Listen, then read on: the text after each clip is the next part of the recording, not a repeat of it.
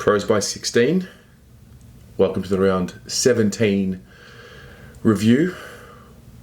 Had a sleep on this one. It was light enough to do a review after the fan cams yesterday, but I was way too worked up. A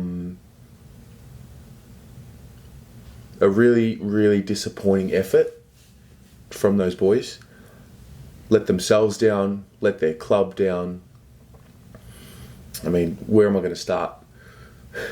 First quarter, Adelaide were walking the ball out of defence. With 9 minutes to go in the first quarter, we had 26% kicking efficiency. In the first quarter, we had 57 disposals in the first quarter. Second quarter was very much the same. The Crows literally were walking it out, and there were players and screenshots I saw and have of guys just walking and jogging, and you wouldn't have fucking known that finals was a possibility yesterday. You would not have known. You would not have known that we could have put ourselves in a position to play finals again. You really couldn't. And like for all the signs of improvement we've shown this year, I'm not going to say it was completely undone yesterday, but it took a big hit yesterday. Like, we lost to Adelaide. We were down by 44 points to Adelaide. Look, how is this not an alarming issue? And I'm going to be dead honest right now. The lead up was more about Bryce Gibbs than what it was the Carlton Football Club. Is that really where we're at now? Is that really where we're at? The individual was highlighted more than the football club's finals chances. And don't get me wrong, love Gibber, love him. He came to the club at a time where you were coming out of the salary cap punishment, which some might argue we're still suffering from culturally. And he and Murphy and Cruiser provided the hope for young kids like me. But the over the top fanfare of Bryce Gibbs' career at Carlton made me fucking sick. I'm going to be dead honest with you. It made me sick. It was more about Bryce Gibbs' farewell game than the Carlton Football Club keeping their finals chances alive.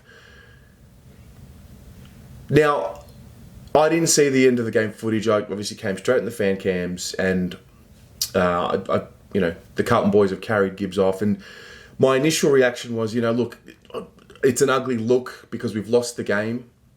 Had we won the game, I'd be okay with it. But that's exactly right. This is about winning games of football. This is about winning. This is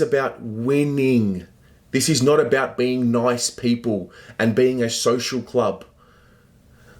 The social movements that we get, like this one, it means a lot to me. We get to promote things like this because of the football club, not the other way around. And I just thought it was a look about. I thought the way it looked yesterday with our players laughing after the game and smiling, and then I've got fans coming on like pouring their heart out to me. Some fans crying, and then I'm left thinking, do those players feel that? Do they feel that?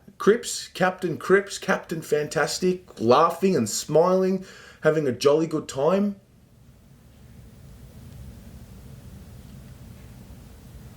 Bryce Gibbs, a Carlton great? Are you fucking kidding me? Are you kidding me? Kernahan is a Carlton great. Silvani is a Carlton great. Koutafidis is a Carlton great. Bryce Gibbs participated in 200 or so games for the club. And it takes me to the point of that, for me, is a symbolism. It's a microcosm of society today. Don't worry about winning. As long as you participate, you'll get celebrated and rewarded. That's my take. And people had different views to me yesterday. I didn't share this view yesterday because I wanted the people to share their view, but that's my view. I am in the mindset, I'm in the camp of winning. Where do I start with the examples? Where do I start? The New England Patriots, the greatest NFL team of the modern era. Tom Brady, multiple Super Bowl winner, traded. Could have hung on and, had the fairy tale and the fairy dust and the happy times and the hugs and the kisses. But no, it's business. It's the business of winning.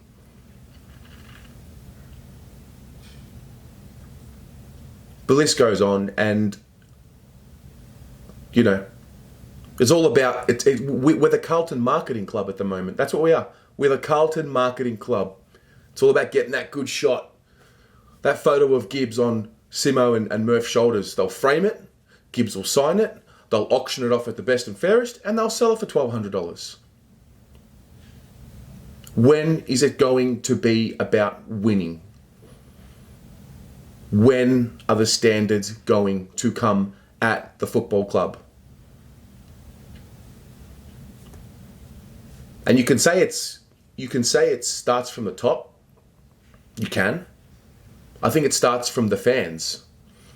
The club do what we allow them to do. The club do what the fans accept them to do. And when you've got people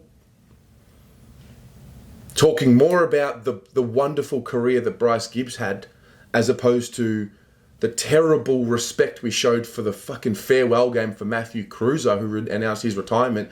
Like, in what world does Bryce Gibbs get more of a fucking show than Matthew Cruiser? Why are we putting that on a pedestal? We didn't win premierships with him. We didn't win with him. He participated at the club. We didn't win with him. Why are we celebrating mediocrity? And I love Gibbs, love him. But that's as a human. I'm talking about as a club, as about winning. That love stops when we talk about winning for me. And I couldn't believe it. We were down by 40 plus to Adelaide. And it's not even being spoken about. It's been swept under the carpet.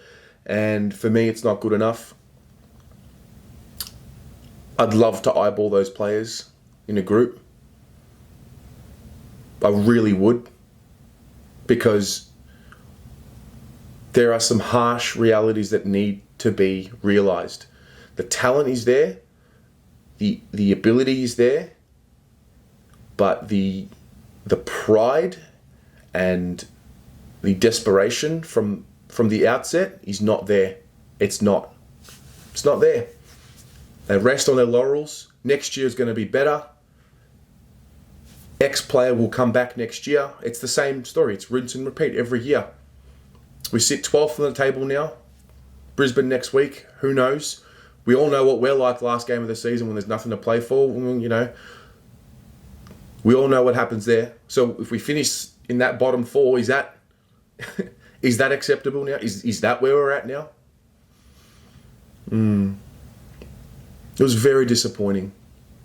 I'm gutted. I'm actually even more angry this morning as I bring it all up again. I thought Walsh leads the way. Leads the way in the way it needs to be played. At some point he's going to look around and he's going to see guys around him who aren't willing to give it their all. Only when it suits them. When there's a contract on the line. When the game's over, guys started bobbing up. That was far and above the most disappointing performance of the season for me. Far and above. And it was the game which needed to be won to solidify the improvement of the year. 8 wins.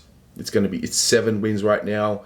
We could win against the Lions. If we don't, I can already see it. Yeah, but it was a condensed season. We would have won one of our next 5 if it was 22. I'm just sick and tired of the search and the reach for a positive. I'm sick and tired of it.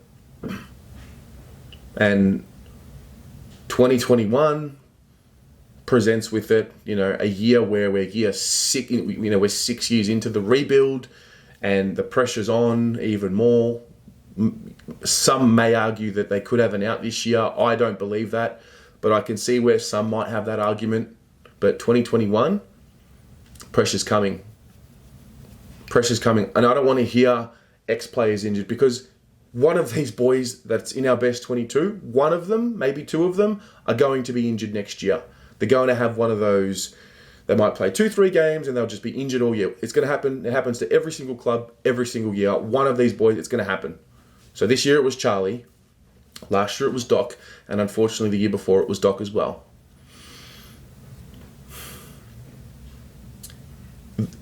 The notion of when it clicks, it's going to be amazing. It sounds fantastic and it gives hope. But you need, in life, you've got to go and get it. It's no use thinking of the idea that you want to pursue for your whole life. At some point, you've got to go and get it. And I'll end on a note, because amazing fan cams yesterday. Amazing. And the young kids that came on, Benji. If you haven't watched Benji's fan cam, straight after this video, go and watch it. 13 years old, listen to him speak. I couldn't believe I was speaking to a 13-year-old. The way he spoke about how this is just what I've come to expect, that is alarming. It needs to be stamped out immediately, and it's not his fault. It's the football club's fault. And he's going to be well placed in life, that kid. And all the kids who are in that 15 and under bracket, because all they've seen is losing. They're going to be well placed in life, because they're going to understand that life isn't fair sometimes. And life is tough. And not everything is handed to you on a silver platter. So as much as it hurts for Benji and whatnot, it's going to be good for them in the long run. But having said that, we're going to lose, and we have lost, a generation of supporters. They just don't bleed for the club. It's a laughing stock. I can't believe it's not being criticised the way it should be. We were down by 40 points to the Crows at half-time in a game where finals were back on the agenda. Yeah, but we've improved. Okay. We've improved a bit, not significantly. Not significantly. We've improved, but not significantly.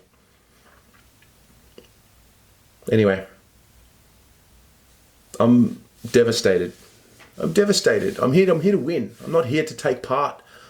That's not the club that I fell in love with. That's not the Carlton that I was told about. That's not the club. So